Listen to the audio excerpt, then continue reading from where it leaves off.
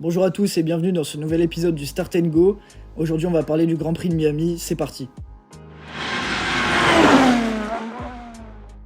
C'est une nouvelle erreur pour Charles Leclerc, ça commence à faire beaucoup dans cette saison. Je sais pas ce que vous en pensez vous, mais Leclerc ça fait quand même beaucoup d'erreurs, beaucoup de points perdus, et c'est dommage un petit peu.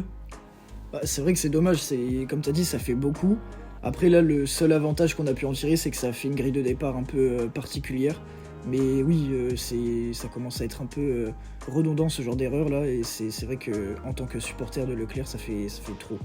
Oui, on voit qu'il y a un certain nombre d'erreurs qui peuvent être faites. Après, normalement aussi, Ferrari aurait pu remonter dans les premières places. Donc Leclerc affichait toujours des podiums, c'était aussi une grosse pression. Donc quand on est dans les plus grands pilotes et qu'on a beaucoup de stress aussi, beaucoup de pression, de responsabilité aussi par rapport à l'écurie, parfois on peut aussi un petit peu manquer certaines choses et ça nous fait faire des erreurs. Ouais, c'est vrai que pour Charles Leclerc ça s'est pas très bien passé ce week-end. Il a dit en qualif, il a pas fait le boulot. Mais bon, en course, est-ce que ça a été mieux ? Pas tellement. Il est resté coincé derrière une As de Kevin Magnussen, il me semble bien, parce qu'avec son erreur en qualif, Magnussen s'est qualifié P4, ce qui est d'ailleurs incroyable pour As. Et bon, voilà, Leclerc, il est resté bloqué derrière pendant une partie de la course. Et c'est pas normal, normalement, une Ferrari, ça doit aller plus devant, essayer de se batailler pour des podiums. Et là, c'est très compliqué. Concernant le Grand Prix, le ressenti général qu'on a tous les trois, après chacun va dire un peu ce qu'il pense, mais c'est que c'est un Grand Prix qui est quand même très dynamique. C'est vrai que vu que le circuit est quand même assez court, on a vu quand même en tout cas cette année pas mal de batailles entre les différentes écuries, entre les différents pilotes, donc c'est vrai que ça c'est intéressant. Même les écuries qui sont en fond de grille et qu'on regarde pas forcément, même là il y a eu quelques petites batailles, c'est vrai que c'est très intéressant. Non mais c'est vrai Victor, t'as tout à fait raison, c'est vraiment pas mal qu'on ait toutes ces équipes qui se battent pour des points, c'est bien parce que là on rappelle que toutes les équipes ont des points. C'était rarement arrivé ces dernières saisons, mais là les voitures sont plus compétitives, elles peuvent mieux se dépasser, il y a le budget de cap aussi qui en fait beaucoup, voilà. Les équipes ne peuvent plus dépenser des 1000 et des 100 partout dans tous les sens, donc le combat il est plus resserré, ça fait vraiment plaisir, on a plus de batailles en piste et on est vraiment content que ce soit ce cas-là partout. Oui, c'est vrai, ce Grand Prix, il était vachement bien dynamique. On l'a vu avec toutes les équipes qui ont combattu à leur échelle, que ce soit en fond de grid ou en top grid. Et puis on a quand même vu aussi As qui a combattu avec Ferrari. Donc on arrive quand même à avoir des écuries qui de base étaient plutôt dans les entre 10 et 15 places. Et là on arrive avec un top 10, combattre dans le top 10. Ce qui est donc un Grand Prix de Miami qui était vachement dynamique et qui était super intéressant à suivre avec tous les combats, et on va le voir d'ailleurs plus tard avec ce qui s'est passé avec Verstappen. L'autre sujet du jour, c'est quand même Red Bull, ce qu'on a vu que depuis le début de la saison et même depuis la fin de l'année dernière, ils dominent vraiment le championnat, c'est aberrant. Voilà, sur les 5 dernières courses, ils ont fait 4 doublés. Donc c'est-à-dire un doublé, c'est soit Perez-Verstappen ou Verstappen-Perez qui finissent en 1 et en 2.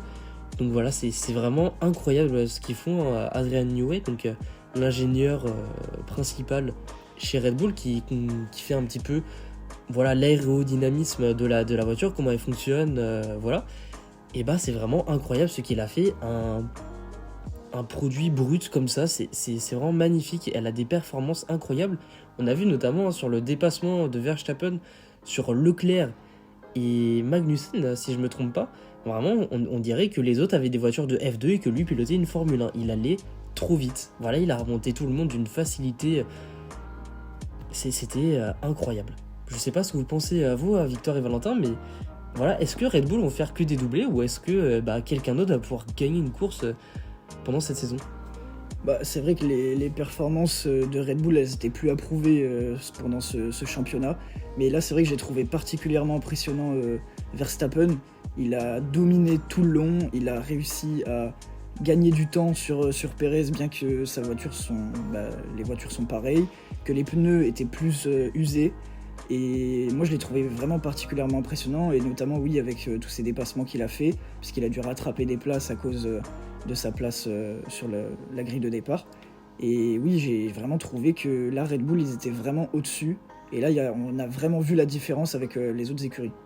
Oui, bah c'est ça, c'est tout à fait ça. Il y a une très très grosse domination de la part de Red Bull et encore plus de Max Verstappen. Donc on l'a vu, hein, il est parti de la place numéro 9, il a tout remonté. Tu l'as cité Paul avec le double dépassement avec Magnussen et Leclerc. On le voit, il sort du virage, il se met derrière eux, il prend l'aspiration et les double d'un coup. La différence de vitesse était énorme et quand on voit ça dans une course, hein, dans un Grand Prix, c'est juste extraordinaire. Et puis faut quand même faire allusion aussi à ce que Max Verstappen reste un très grand pilote. Il a fait toute une course à dépasser tout le monde, il est revenu sur Perez, il a doublé. Il a quand même fait une très très, très grande course et ça montre encore que bon, son numéro 1, d'un certain côté aussi, il peut le mériter. Vu ce qu'on a vu au Grand Prix de Miami ce week-end, ça a été la domination de Verstappen. Maintenant, pour parler de Mercedes, on a vu qu'ils ont fait une qualif désastreuse vraiment, à part Russell, qui s'en est plutôt bien sorti avec une P5 finalement. Mais voilà, Hamilton, il a été éliminé en Q2, P13. Voilà, c'était vraiment dur, mais on a vu quand même pendant la course que ça s'est vraiment amélioré, parce que Hamilton, il a pu remonter à beaucoup de monde, même si au début c'était compliqué, parce que bon, voilà, il était dans un train de voiture, ça pouvait pas se doubler, surtout que Miami était connu pour vraiment être compliqué à faire des dépassements, mais Hamilton, vraiment, il a fait une bonne course, il a remonté tout le monde, c'était vraiment magnifique.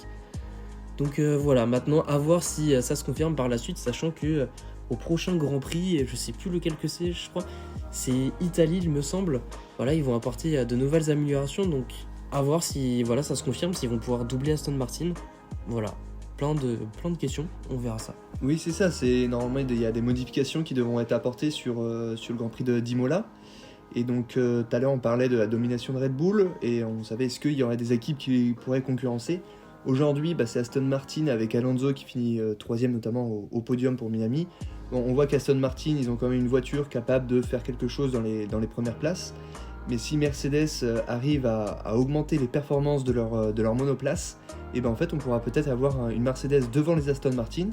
Et donc même si possible avec un Russell qui nous fait des courses extraordinaires depuis le début de la saison, un Hamilton qui a une expérience énorme, on va peut-être pouvoir avoir une équivalence avec, si on peut l'espérer, avec Perez. Après c'est sûr, la différence de performance, elle est telle que le rattraper sur le prochain Grand Prix, ça peut être compliqué, mais on peut toujours espérer déjà que Mercedes finira pour la 3ème place, et voire même peut-être sur des circuits où il y a très peu de dépassements et où c'est très peu rapide, c'est-à-dire qu'on n'a pas forcément beaucoup de lignes droites, on peut peut-être espérer avoir une 2ème place pour Mercedes.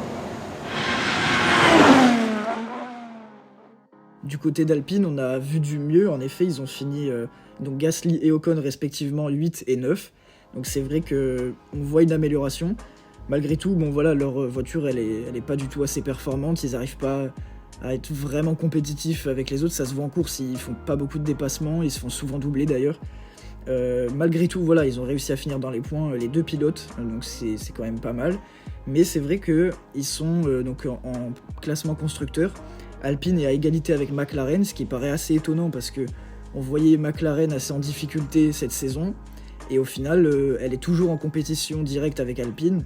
On pensait quand même Alpine un peu plus au-dessus. Après, c'est que pas le début de la saison, mais voilà, il y a quand même que quelques courses qui ont été courues.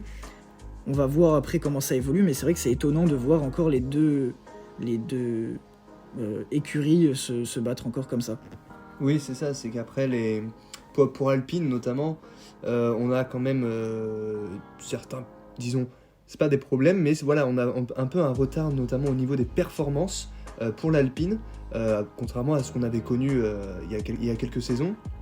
Mais voilà, là on a quand même les deux pilotes dans les points, et puis faut aussi se rappeler que Alpine, il y a c'est pas deux nouveaux pilotes, mais c'est deux pilotes qui ne couraient pas avant dans la même écurie, et là on a quand même Ocon qui était qui connaît quand même bien l'écurie, qui connaît bien la voiture, et alors on a face aussi avec un Gasly qui est un peu plus agressif au niveau des voitures, donc faut voir après comment ça peut se marier ensemble pour que ça puisse aller sortir des meilleures places du top 5 par exemple.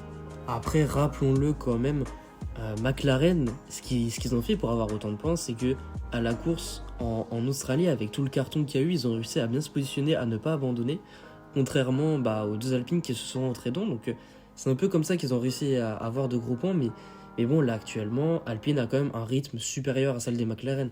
On l'a bien vu ce week-end, les McLaren, elles étaient sorties en Q3, en Q1, pardon, alors que les Alpines, elles, étaient en Q3.